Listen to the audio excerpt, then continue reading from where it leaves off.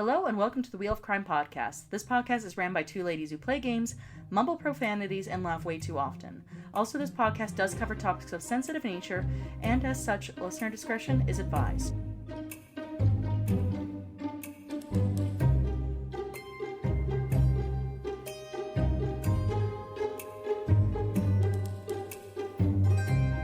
Welcome back to another spooky episode of the Wheel of Crime podcast. My name is Jenn. And I am Emily, and we're back again. It's Spooktober. We are here to be scary for you. Hey, that actually Oh, I didn't sound love too bad. that. That actually didn't sound too bad. I'm pretty good on the fly. Look at me go. Look at you, that was so cute. I loved it. I don't even remember what I said, if I'm gonna be honest. Alright, let's move on. How have you been? Have you done anything themed for our spooky show we've got going on here during your week, or has it been mostly just work and envisioning potential pumpkins in your future? Oh, I've been envisioning all the pumpkins, all the pumpkin pie, all the pumpkin spice drinks. Honestly, that's my favorite part of the fall, is my cozy sweaters, my nice, hot lattes. Oof, what a vibe.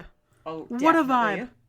My favorite is, this is a very, very fall thing for me, but one of my all-time favorite things has been to, go to, a fire, just a fire pit in somebody's backyard, have a couple of hot dogs, and then you have, something that is, a little bit of, a fall food, and then, you have, an apple cider as, your drink for the evening, and just, chill out and enjoy the nice cool air with your sweater on. It speaks to me. That hits. It hits different like nothing else.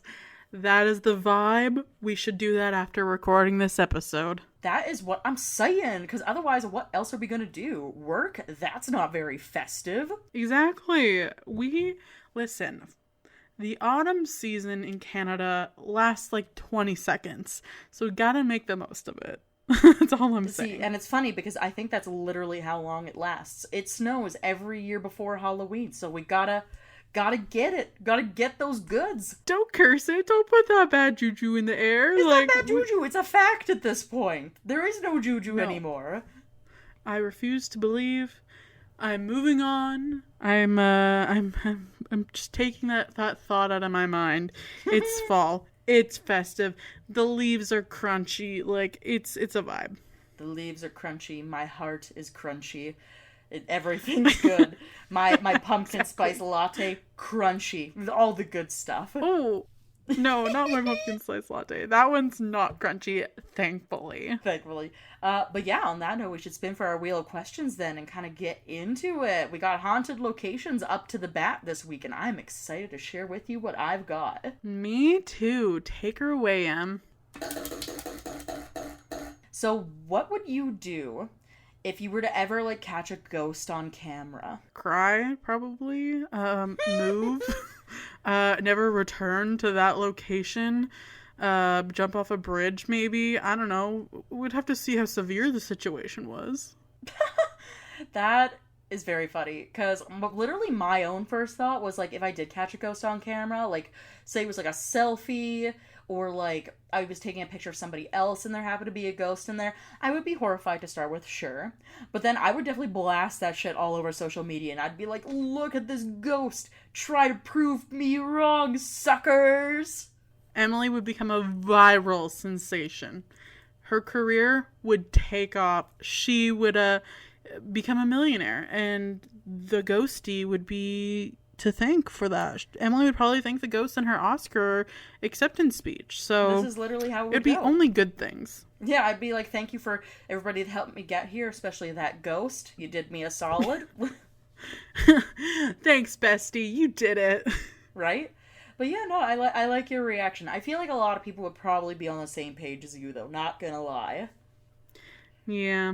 I feel like I would feel better about it if it was, let's say it was at, a random museum. I would be like, you know what? I don't like it, but at least that's not one of my regular places. If it was in my home, that would be it for me. That would be it. That's a good point, though. I feel like, especially if it was, me taking a selfie and that's how I caught this ghost, I might have I might have some beef with this ghost. I'd be like, hey, listen, buddy.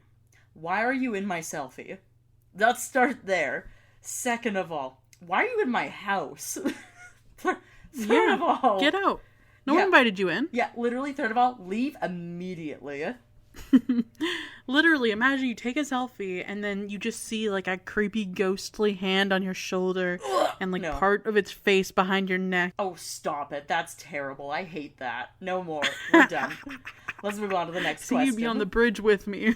You're gonna be on the bridge with me, probably. Okay, do you think that older places are more likely to have ghosts or new ones? I mean, I honestly feel like it's a 50-50 gamble. Because in a world where ghosts, let's just hypothetically say that we all agree that ghosts exist. Okay? Like, that's the world we're working with here. Yeah. In that world, an old place, you would think maybe off the bat would be more likely because there's more time and chances for shit to happen there. But my argument is that new places are also just as likely because you don't know what happened on that land or there's so much opportunity for shit to go wrong literally anywhere. So what I'm saying is you're fucked either way. I love that. See, I actually have a theory on this one. So I think that actually older places that have since then been abandoned for being haunted are actually less likely to have ghosts than new ones. And hear me out. So let's say in this world that we've created where everybody believes ghosts exist, okay? I would think that because the spiritual energy of older places is so old, there's more time for them to come to terms with themselves and move on. Versus, if somebody is freshly deceased, that not a lot of time has passed for them to come to terms with whatever their beef is with life and move on to the next stage. So it's almost like the ghost energy is fresh and more likely to be in newer places. Or like you said, what if it's more about the land and somebody dies and triggers something way older? Then still, in essence, it's still new energy. That, I would agree with you. I think that's a pretty good theory. It's solid. You should get that published in a scientific journal or something. When I learn how to write and then learn how to read, maybe I'll do it. Well, I'll put you in a class with Leah and Michelle and you can both learn at the same time. Sounds like a plan. I can get the inside scoop. But yes, that basically answers our question. Are you ready for the next one? I'm ready.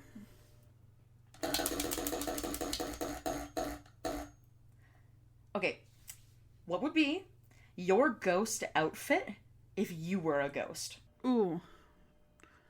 My initial thought is I'd go historical, full Victorian, even though I'm not from that era. That would be fun. Just for the ironic part of it, say if you passed away tomorrow and came back as a ghost and you were in a full Victorian outfit, I'd be literally, what the fuck are you doing? Exactly. I want to look like I'm ripped straight out of the pages of Little Women. That's the vibe. You're I am looking for Mr. Darcy. Have you seen him? Exactly. I need a sugar daddy, and that's Mr. Darcy. Okay? Yep. Immediately. Okay. Sign me up.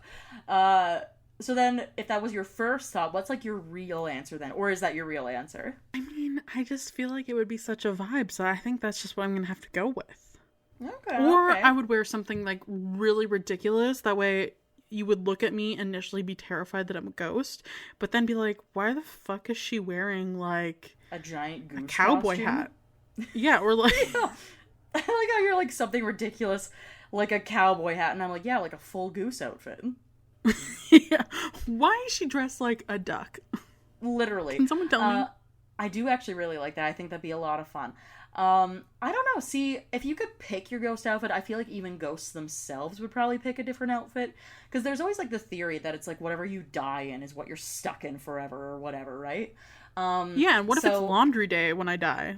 That's not fun. That's my thing. I'm if I pass away and it's laundry day, I will be wearing an oversized t-shirt and sweatpants forever. And there's nothing spooky about that.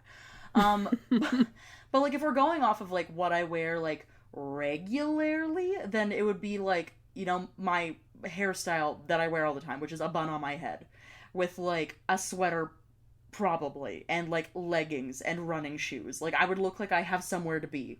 That would be the other option. She's a productive ghost who has lots of errands to run. That's what it would give. All of them. And then if I had to pick, because I'm giving you three options today, if I had to pick my ghost outfit, I would want to wear something that I wouldn't normally wear in real life. Like, definitely some kind of costume or like a super ridiculously fancy getup. Yeah, like, I want you to be wearing a gown, you know? I know, I want people to look at me in my gown as a ghost and be like, the drama. I must know what happened to her. Ooh, she died at some event.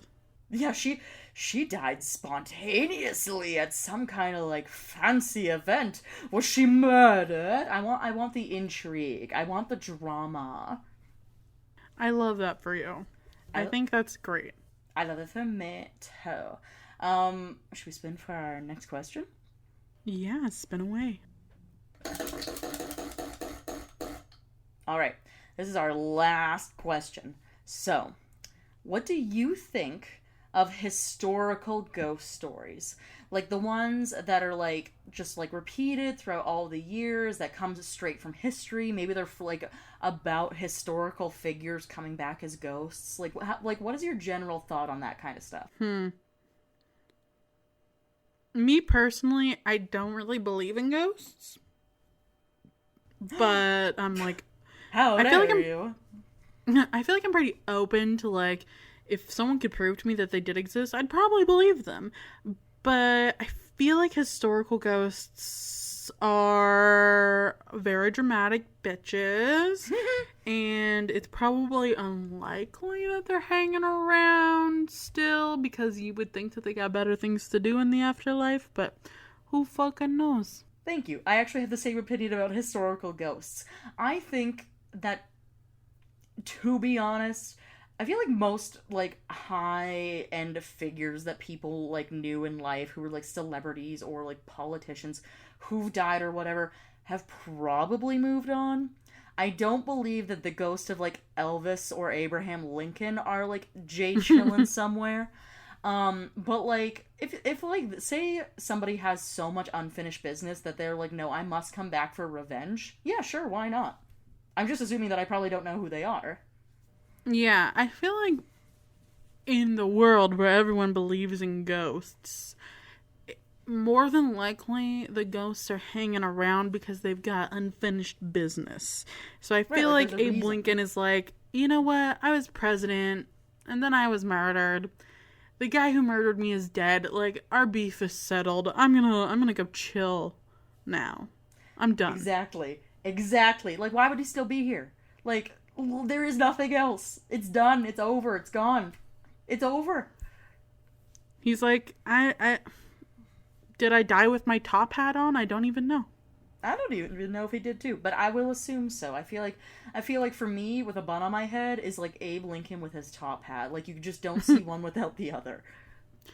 It's iconic. Like, he has it whether he likes it or not. That's exactly it. But yes, so that concludes our question round. And now, ooh, are you ready for my description for my story that I am going to be telling you today? Take it away, Emily. So, my description for you is: the Brown Lady of Raynham Hall is a ghost that reportedly haunts Raynham Hall in Norfolk, England. It became one of the most famous hauntings in the United Kingdom when photographers from Country Life magazine claimed to have captured its image. The Brown Lady is so named because of the brown brocade dress it is claimed that she wears. Ooh. Right? Very fancy. Very. And with that, let's get into the story. Take it away. So, Raynham Hall in Norfolk is considered one of the most beautiful homes in the country. It began construction in 1619 and was completed some 15 years later. The house was designed by Sir Roger, the first Baronet of Townshend, with construction led by his master mason William Edge. The hall is the first in England to have been heavily influenced by European architecture, and possibly a product of Roger and Edge's travels together abroad. Unfortunately, Sir Roger died suddenly in 1637 before the completion of Raynham Hall. The most famous resident of Raynham Hall was Charles Townshend, who I just mentioned. I mentioned Sir Roger, so this is a different person.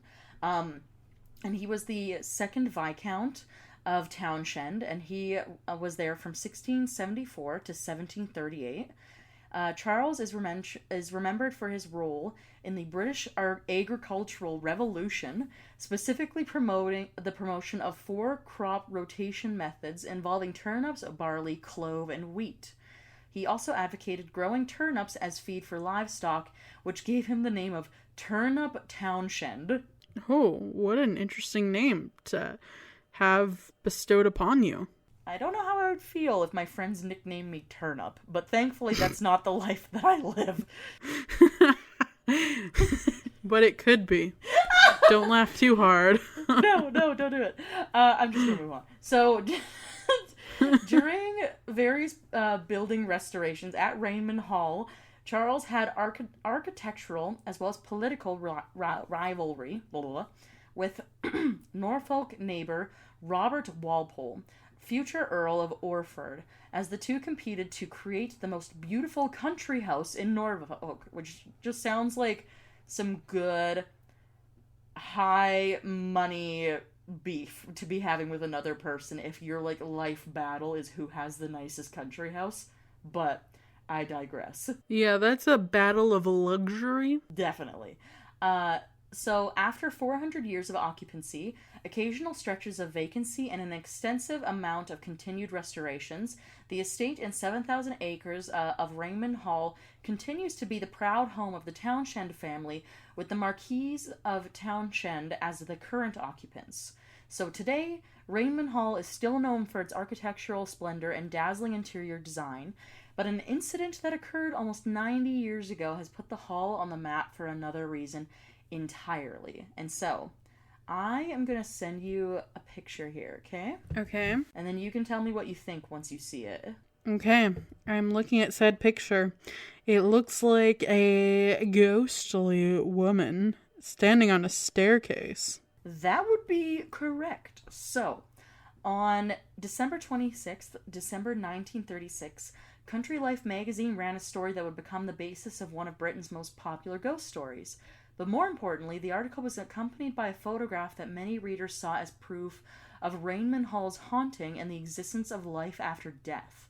The photograph was taken by Indri Shira and Captain Hubert C. Provand when the pair were at Raynham Hall taking photographs for their article. Shira then recalled the incident in Country Life when the haunting photograph was published. So he says, "At about 4 o'clock in the afternoon, we came to the oak staircase. Captain Provand took one photograph of it while I flashed the light. He was focusing again for another exposure, and I was standing by his side just behind the camera, with the flashlight pistol in my hand, looking directly up the staircase. All at once, I detected an ethereal, veiled form coming slowly down the stairs. Rather excitedly, I called out sharply, 'Quick, quick, there's something, are you ready?' 'Yes,' the photographer replied, and removed the cap from the lens. I pressed the trigger of the flashlight pistol, and after the flash, on the closing shutter, Captain Provand removed the focusing cloth from his head and turned to me and said, 'What's all the excitement about?' I directed his attention to the staircase and explained that I had distinctly seen a figure there, transparent so that the steps were visible through the ethereal form, but nevertheless very definite to me and perfectly real. He laughed and said I must have imagined I'd seen a ghost, for there was nothing now to be seen."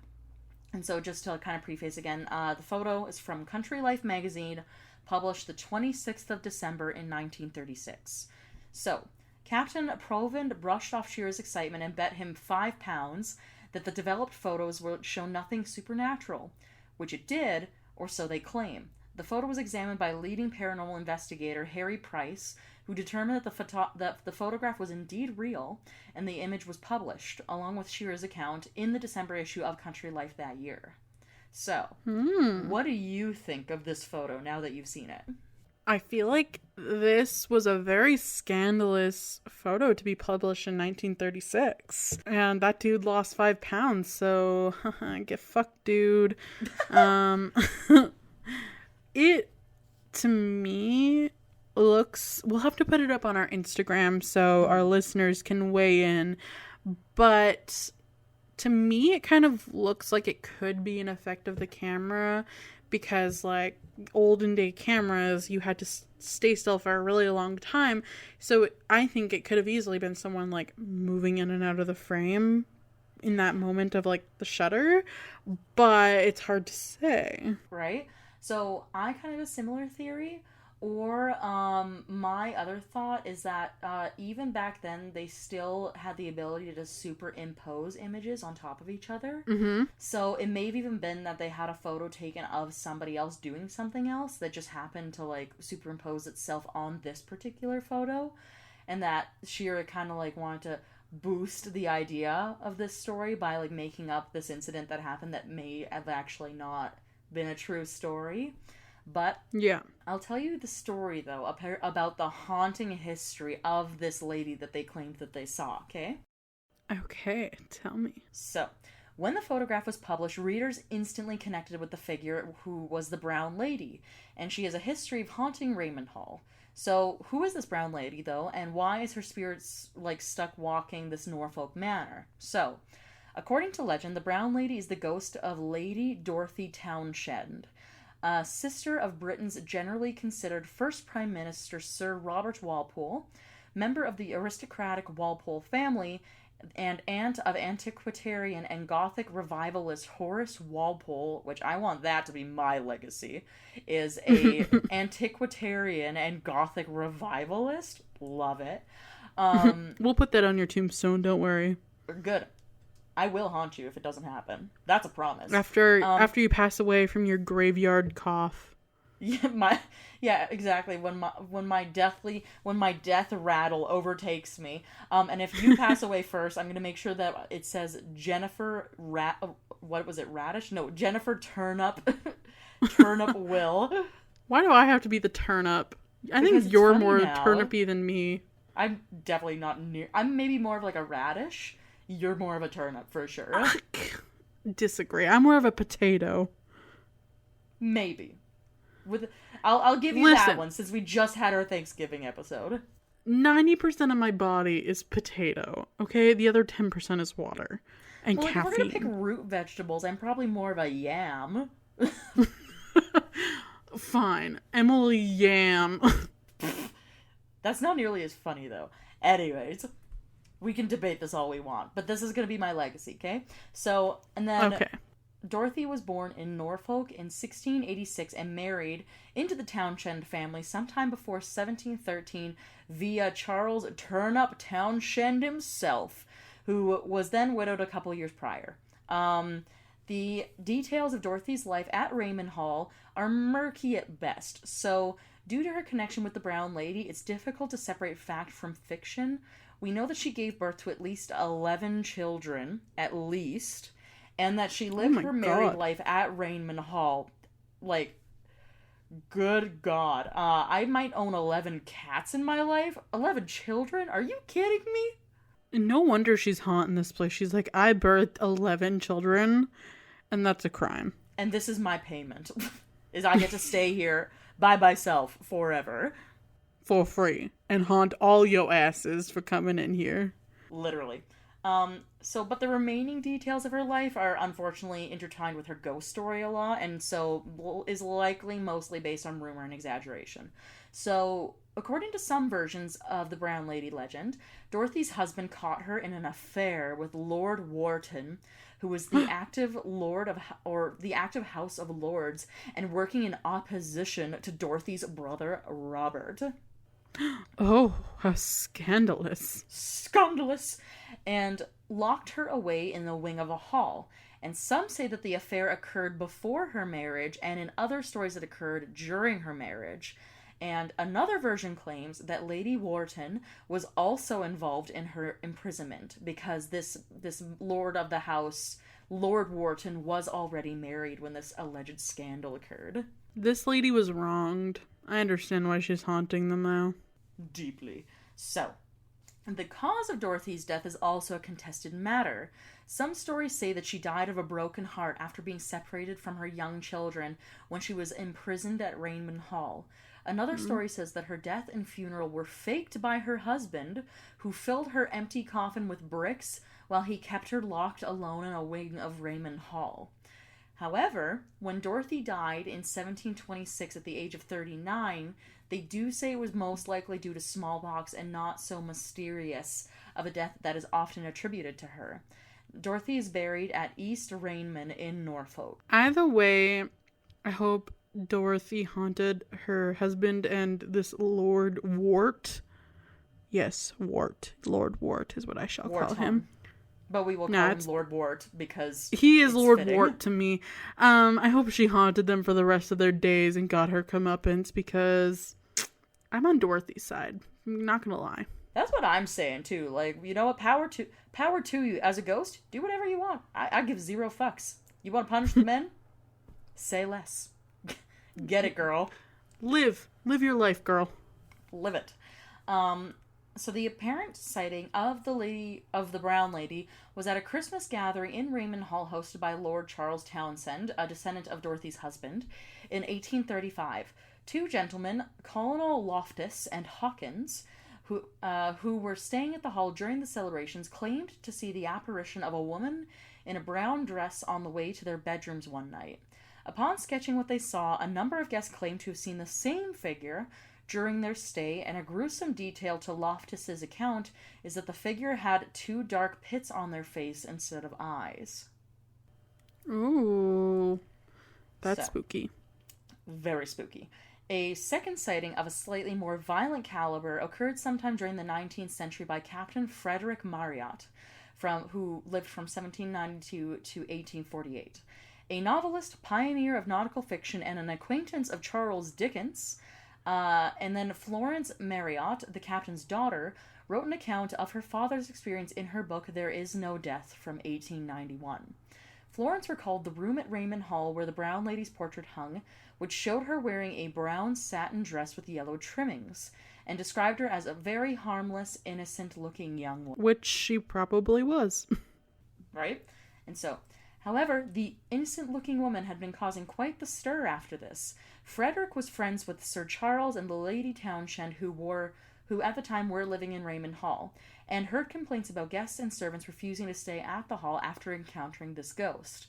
Frederick requested to stay at Raynham Hall to prove his own theory that the haunting was actually local smugglers. As a magistrate, Frederick was aware of increasing smuggler activity in the area, who were trying to frighten the Townshends out of the hall.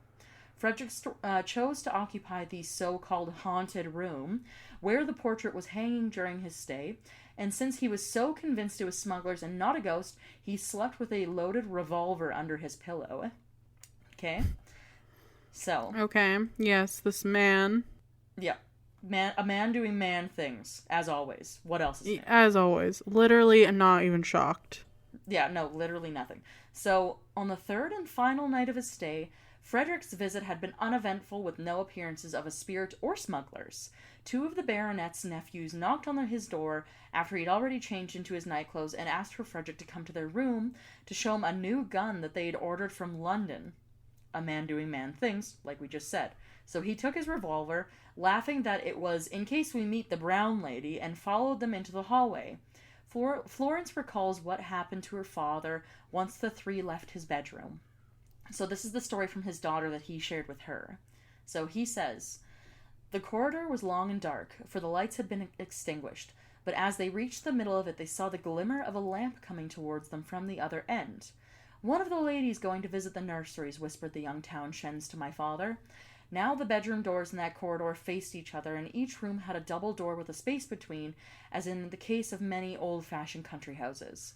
My father, as I have said, was in a shirt and trousers only, and his native modesty made him feel uncomfortable, so he slipped within one of the outer doors, and his friends followed his example, in order to conceal himself until the lady should have passed by, the one going to the nurseries. I have heard him describe how he watched her approaching nearer and nearer through the chink of the door until she was close enough for him to distinguish the colors and style of her costume. He recognized the figure as a female, as the facsimile of the portrait of the brown lady. He had his finger on the trigger of the revolver and was about to demand it to stop and give the reason for its presence there, when the figure halted of its own accord before the door behind of which he stood, and holding the lighted lamp she carried to her features, grinned a malicious and diabolical manner to him. This act so infuriated my father, who, if anything but in a lamb-like disposition, that he sprang into the corridor with a bound, and discharged the revolver right in her face.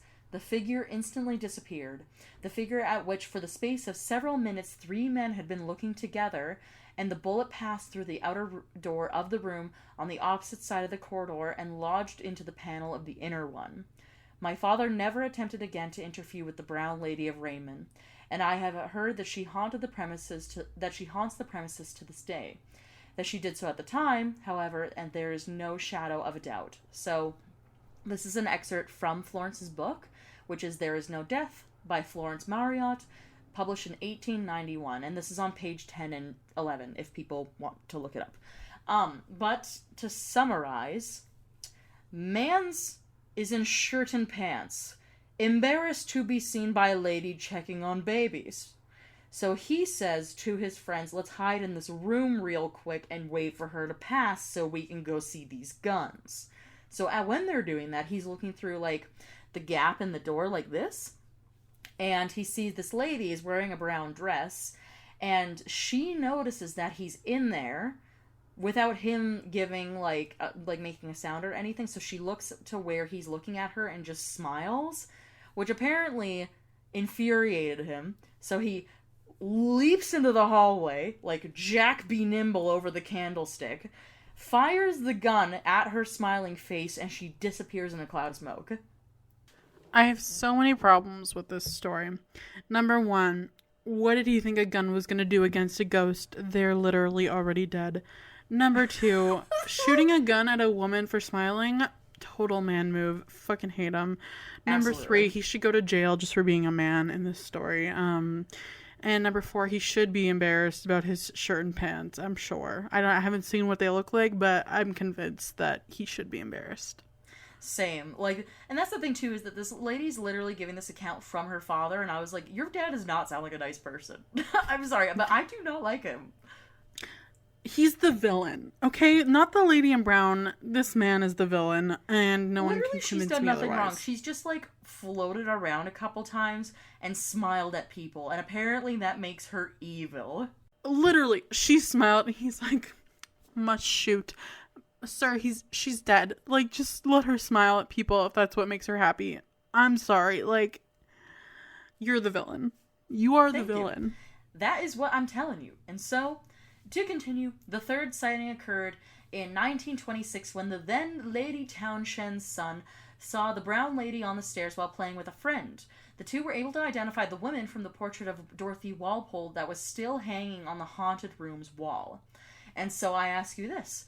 Is this photo proof of that haunting? So the current Townshend family living in Raynham Hall believes that Dorothy continues to walk the corridors of the estate today. However, they don't believe Proven and Shearer's photograph is real, which I can vouch for that too. I also believe that. So, when discussing the haunting, Lord Charles Raynham, the son of the present Marquis Townshend of Raynham, told the BBC, "She isn't there to haunt the house, but she's certainly still there. I know that she is, and I'm glad that she's still around." Currently not the same, or certainly not the same reaction of fear experienced by the Colonel Loftus, Hawkins, and the Captain Frederick, but whether or not the current Townshend family believes their house to be haunted doesn't apply validity to Proven and Shearer's ghostly photograph.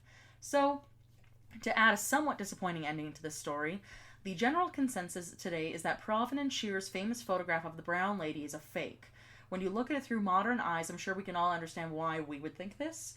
But at the time the famous photograph was taken, the brown lady was already a well-known ghost story, and what better way is there than to capitalize on a local legend than faking a photograph with a so-called ghost? It certainly earned Proven and Shearer the attention they might have been seeking when they sent out to photograph Raynham Hall in the Country Life magazine.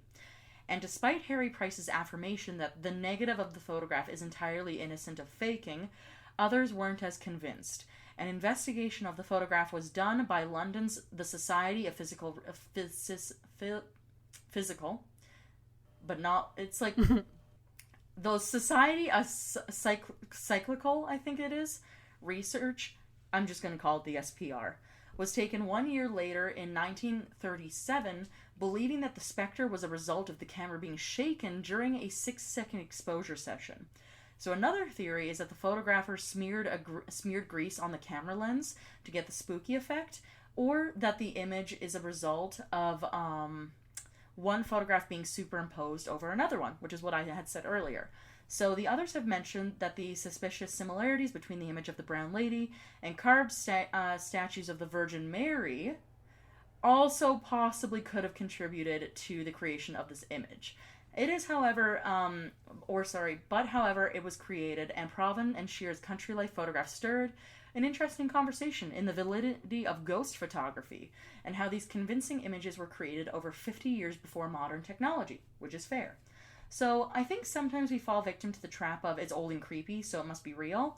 But people were faking ghost photographs long before Provan and Shear, most notably with mediums regurgitating ectoplasm during the Victorian era seances, which I feel like we've kind of talked about before. Yeah. And so it's safe to say that during a time when ghost stories and seances were still very much vogue, the SPR was rightfully on the lookout for supernatural hoaxes. And Dorothy Walpole would probably find it surprising that her name lives on centuries later in the form of a ghostly spirit wandering the halls of her former home. And whether the photograph is real or a hoax, it certainly makes for an entertaining ghost story. And since the current Townsends don't mind her presence, hopefully Dorothy's spirit is haunting happily from the afterlife inside of the beautiful Raymond Hall. I would agree. I hope she's just vibing, smiling at people, and living her best afterlife.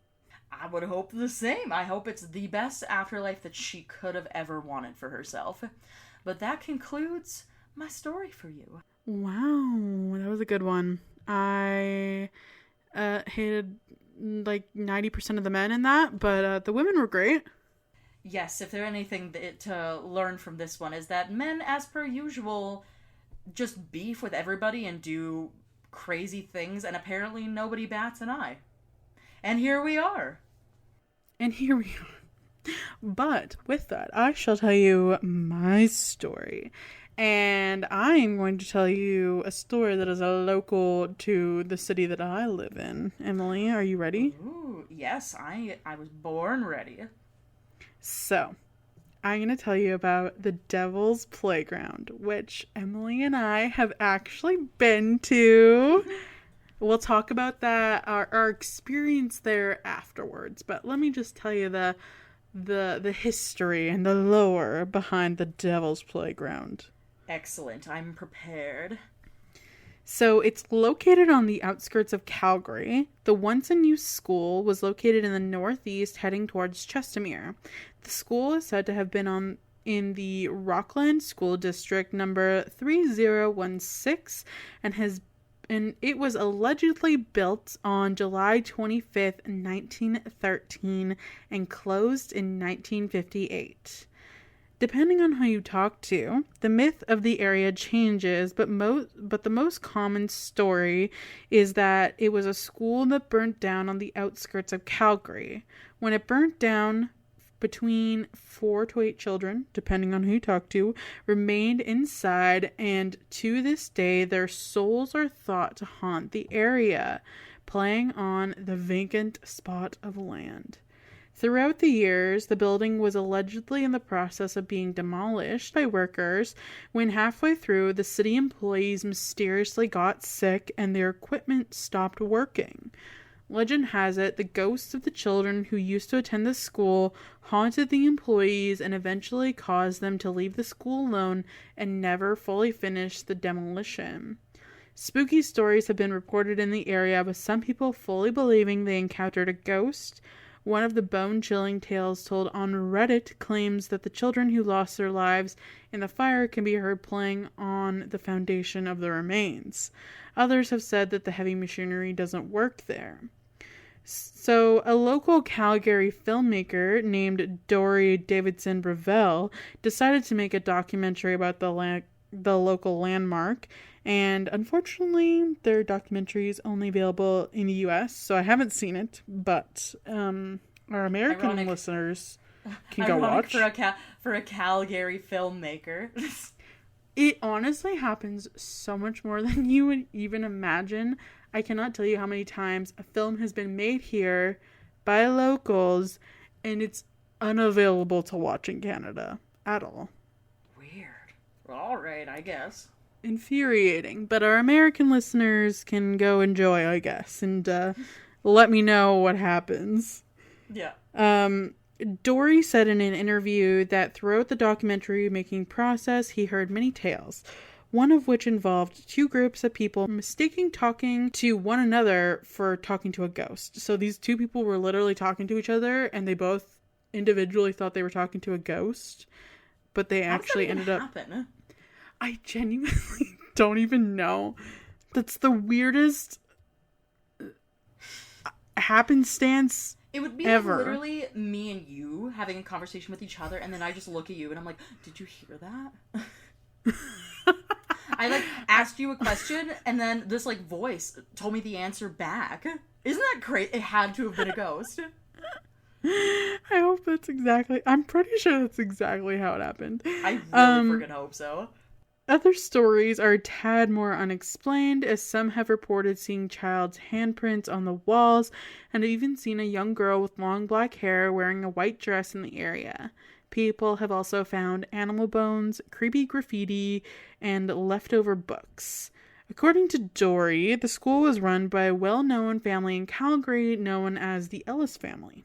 They also own the Ellis Bird Farm that is still running in Calgary. Like the Ellis Bird Farm that I know? No, there's one in Calgary. It's in Inglewood. I don't know about the one in the other one in our hometown area. Yeah. No, because that's the thing, is that the one in the location that we come from, their like whole thing there is that it's like a sanctuary that was built by like a couple that liked to go on nature walks there, and they funded this whole sanctuary. It might be the same family then, because I was looking into it on their website, and it's like an old couple who had a very similar story, so maybe. Interesting. All right. Dory said that he had heard many different variations about what exactly led to the fire. Dory said, quote, "We've had strange stories from a crazy nun who burned the place down because she made a pact with the devil, to actual flying saucers and cows," which I love that there's so much variation in that regard. My theory, it was for sure a flying saucer. It has to have been. Obviously, 100%. UFOs are the answer to everything, is my opinion. Obviously. An interview with the property owner, Don Ellis, who has since died, revealed that he was more afraid of people looking for ghosts than he was of the ghosts themselves. Quote, "He just told us scary stories of trespassers. It was more a human element than it was an actual paranormal element haunting the land," Dory said. He was always being harassed by people walking on his property, some of them armed, and they would try looking for ghosts. They would break into his house. Dory says his attempts to look for historical records of the event were met by filing errors, which I think is really interesting, that he was actually trying to see like what was on paper, the cause of the fire, and all the records were gone. Yeah, this actually seems to come up a lot, I've noticed in these stories, and I find it fishy every single time. I also find it fishy. It makes me think that something happened that was not the best, but who's to say? Who's to say? However, he did manage to determine a school existed on the property and was active into the 1950s, despite some versions of the story saying the schoolhouse burned down at the turn of the 20th century. It was said to have been torched by a trespasser. Quote, "The history is more fascinating than the paranormal aspect, and a lot more fun," Dory said. The site can't be accessed as it's private property, so stepping on site would be considered trespassing. Of course, you can drive by the area and try to experience something otherworldly, When you get there, turn off the car and see if you can hear the footsteps of the ghostly children running around. Maybe your car will even have trouble turning back on. Either way, respect the boundaries of the area and stay in your vehicle, as everything is totally off limits. And Emily and I can 100% attest to that. We went, it's across the street from a Costco, and there's like part of the old fence still up, but other than that, like, it's gone. There's literally nothing there. Like, you pull up, there's very obviously somebody's farmhouse, which they still live on, like, not that far away, who probably own the land. And then, like, if you're looking to park anywhere, it's literally, like, a one-way road to the Costco. So, like, it's like, okay, park your vehicle and listen for footsteps. And it's like, okay, but you would be parking your vehicle in the Costco parking lot and listening to the footsteps of literal children leaving Costco running around your car. Yeah, it's not very spooky. I'm thinking about making a TikTok about it, so tune in there to see, because we got some footage from when we went, I think back in February. Yeah. It would have been, I think, for sure at the start of this year in the spring sometime, yeah. So, guys, tune into our TikTok at Wheel of Crime Podcast, and you can see the Devil's Playground up close and personal. Lucky. But I think that brings us to the end of today's episode. Should we spin for our next week? Yes, spin away. All right. Next week, we are going to be doing a Season of the Witch episode. Ooh, I was really hoping we would get this one because it doesn't feel right not to do a witch story during Halloween. No, it doesn't, and I feel like even though we did one last year, it's not a topic I ever tire of. There's always so many different witch stories, and honestly, power to them. Power to them. Exactly. All right, well, that's the end of our episode. Do you want to take it away with our end credits, Em? Absolutely. So, if you liked today's episode, you can check us out on our website, which is www.wheelofcrime.com if you want to see more about us there. Also, we do have our social media, which is on Facebook, Twitter, Instagram, and TikTok, all at Wheel of Crime if you want to get show updates there. If you want to donate to the show at all and kind of support us there, we also have a Patreon account, which is Wheel of Crime at Patreon. You also get a little something for your efforts if you look there. We also have our email. So our email is wheelofcrime@gmail.com if you want to email us a story of your own. Maybe you want to say something nice. That would be fun too. We also are taking submissions still for our listener stories episode for Halloween here. If you want to check out our Google Doc on that, you can do that as well. And besides that, you can also leave us a review. Say you really like today's episode, or just you think we're cool and deserve love. You can leave us 5 stars on anywhere you listen to podcasts currently, and that would greatly help us as well in reaching out to new people. And I think that's basically everything. Yeah. The Google Doc to submit your stories is linked on our Instagram, so head over there to check that on out. And that's it for our episode today. We will see you next week to talk about the Season of the Witch. Okay, bye. Bye.